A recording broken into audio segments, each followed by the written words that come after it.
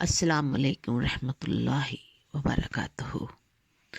معزز سننے والے ساتھیوں، آج آپ کو ایک ایسا واقعہ سناتے ہیں کہ آپ دلوں کو تھام کے رہ جائیں گے۔ اس واقعے کا راوی حضرت ابن عباس رضی اللہ تعالی ہے۔ آپ فرماتے ہیں کہ جب نبی کریم محمد مصطفیٰ احمد مجتبیٰ صلی اللہ علیہ وآلہ وسلم پر سورۃ نصر نازل ہوئی تو آپ صلی اللہ علیہ وآلہ وسلم نے حضرت بلال کو حکم اذاں دیا اور پھر نماز کا خطبہ بھی دیا۔ گو کہ آپ بہت علیل تھے اور چل بھی نہیں سکتے تھے۔ جب آپ نے کہا کہ لوگوں کو مسجد کے احاطہ میں اکٹھے کیا جائے، مجھے ان سے کوئی بات کرنی ہے، تو آپ صلی اللہ علیہ وآلہ وسلم کو دو لوگوں نے سہارا دیا ہوا تھا جب وہ پکڑ کے آپ کو منبر تک لے کے آئے۔ نبی پاک صلی اللہ علیہ وآلہ وسلم صحابہ کرام سے پوچھنے لگے کہ اے میرے اصحاب، اے میرے ساتھیوں، اے لوگو، کیا میں نے تم میں سے کسی کا کوئی قرض تو نہیں دینا؟ کیا میں نے کسی کا کوئی بدلہ تو نہیں دینا؟ میں کیسا نبی ہوں اور میں نے اللہ کا پیغام تم تک پہنچا دیا ہے، اور اگر کسی کی طرف میں نے کچھ لینا ہے اور کسی نے مجھ سے کوئی لینا ہے تو وہ حساب برابر کر لے۔ یہاں تک کہ لوگوں کو اللہ تبارک و تعالیٰ کی قسم دی کہ کوئی ہے اگر میری طرف سے کسی پر کوئی ظلم ہو یا زیادتی ہوئی ہو، وہ کھڑا ہو جائے اور مجھ سے بدلہ لے لے تاکہ میں اس کا حساب اس دنیا میں ہی ختم کر کے جاؤں۔ دوسری بار قسم دی، پھر 6 بار قسم دی اور کہا کہ کوئی ایسا نہ ہوگا قیامت کے دن وہ مجھ سے کہے کہ میں نے بدلہ لینا ہے۔ میں اب پھر تم سے بار بار اس بات کو دہرا رہا ہوں کہ کوئی ہے جو مجھ سے بدلہ لے جس کا میں نے کچھ دینا ہو۔ نبی کریم علیہ الصلوۃ والسلام کی ذات اقدس سے انصاف کا یہ بول بالا اٹھا اور سارے عرب و عجم پہ چھا گیا۔ سب سے پہلا جو حق تھا انصاف کا، وہ آپ صلی اللہ علیہ وسلم نے اپنی ذات اقدس کو پیش کیا لوگوں کے سامنے کہ آؤ اور مجھ سے بدلہ لے لو۔ جب آپ صلی اللہ علیہ وآلہ وسلم کے بارہا اصرار پر کوئی کھڑا نہ ہوا تو آپ صلی اللہ علیہ وسلم نے پھر اپنی بات کو دہرایا۔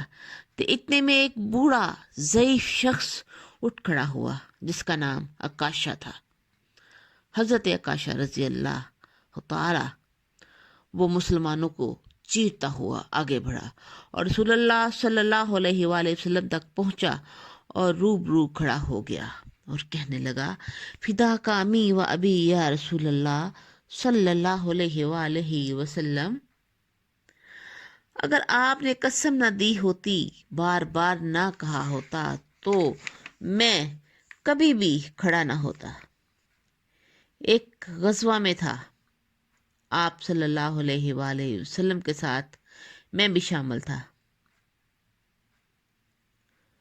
تو میری اونٹنی سفر واپسی پر آپ کی اونٹنی کے قریب آ گئی تو میں سواری سے اترا تاکہ آپ کے قدم مبارک کو بوسہ دے سکوں، مگر آپ صلی اللہ علیہ وآلہ وسلم کی چھڑی کا جو کونا تھا وہ میرے پہلو سے لگا۔